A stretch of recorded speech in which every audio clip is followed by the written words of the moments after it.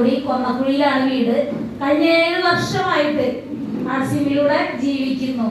സാറോട് എടുത്ത് പറഞ്ഞ ഈ പ്രൊഡക്റ്റുകളാണ് ഇന്ന് ഞാൻ ജീവിച്ചിരിക്കുന്നതിന്റെ തെളിവ്.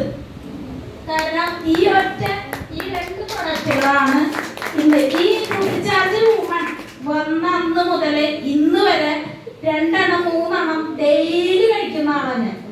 ഇന്ന് സാറ് വന്നത് 5 എണ്ണം ആക്കണമെന്ന്. കാരണം അത്രയധികം പ്രശ്നങ്ങളിലൂടെയാണ് ഞാൻ ആർസിബിയിലേക്ക് വന്നത്. ഒരുപാട് ആളുകൾ കണ്ടിട്ടുണ്ടാവും, കുറച്ച് പേരൊക്കെ അറിയാത്തവരുണ്ടാവും. അപ്പൊ എന്റെ ആർസിബി എന്ന പ്രസ്ഥാനത്തിലേക്ക് കൊണ്ടുവന്ന് നമ്മുടെ എല്ലാം ക്രിയേറ്റീവായിട്ടുള്ള എന്റെ സ്വന്തം പ്രിയപ്പെട്ട നാട്ടുകാരൻ കൂടിയായിട്ടുള്ള ഗിരി സാറാണ്. അദ്ദേഹത്തെ പറഞ്ഞ് എപ്പോഴും സന്തോഷത്തോടെ ഓർക്കുന്നു. കാരണം എനിക്ക് സംസാരിക്കാൻ കഴിയില്ലായിരുന്നു, കണ്ണിന് കാഴ്ച കുറവായിരുന്നു, ഫൈബ്രോയിഡ് ഉണ്ടായിരുന്നു, തൈറോയിഡ് ഉണ്ടായിരുന്നു, എനിക്കില്ലാത്ത അസുഖങ്ങളൊന്നും ഉണ്ടായിരുന്നില്ല. കാരണം ഞാനൊരു സാധാരണ വീട്ടമ്മയായിരുന്നു, ടൈലറിംഗ് ജോലിയിലായിരുന്നു.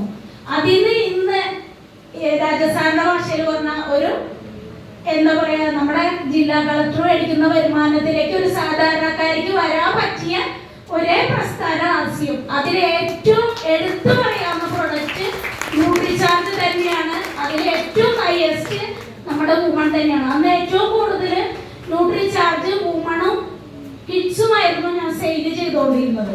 കാരണം ഒരു ബോക്സിൽ കുറവ് ഞാൻ അടിക്കാറേ ഇല്ലായിരുന്നു.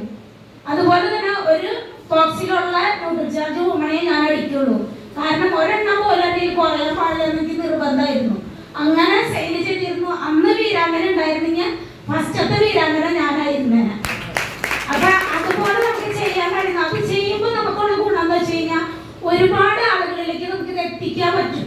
എത്തിക്കുമ്പോൾ നമുക്ക് ഒരുപാട് സന്തോഷം കിട്ടുന്നതിനേക്കാൾ ഉപരി കൈ നിറയെ പൈസ കിട്ടും. അപ്പൊ തുടക്കത്തിലെ ആർസിം ചെയ്യാൻ ഏറ്റവും എളുപ്പം അത് തന്നെയാണ്. നമ്മൾ പഠിക്കുക, നമ്മൾ ഉപയോഗിക്കുക, നമ്മൾ ഉപയോഗിച്ച ശേഷം മറ്റുള്ളവർക്ക് കൊടുക്കാം. ഇന്നത്തെ സെക്ഷൻ നമ്മുടെ സാറിന്റെ ശരിക്കും പറഞ്ഞു കഴിഞ്ഞാൽ എനിക്ക് തീരെ പറ്റുന്നുണ്ടായിരുന്നില്ല. കാരണം 3-4 ദിവസമായിട്ട് AC ഹോളിൽ ക്ലാസ്സുകൾ ഉണ്ടായിരുന്നു. അതിനുശേഷം ഇതുപോലുള്ള ഹോളിൽ അപ്പൊ എന്റെ തൊണ്ട വളരെയധികം പ്രശ്നമായിരുന്നു, കുറച്ച് പ്രശ്നങ്ങളുണ്ടായി. എങ്കിലും ഞാൻ സാറിന്റെ നേരിട്ട് കേൾക്കുമ്പോൾ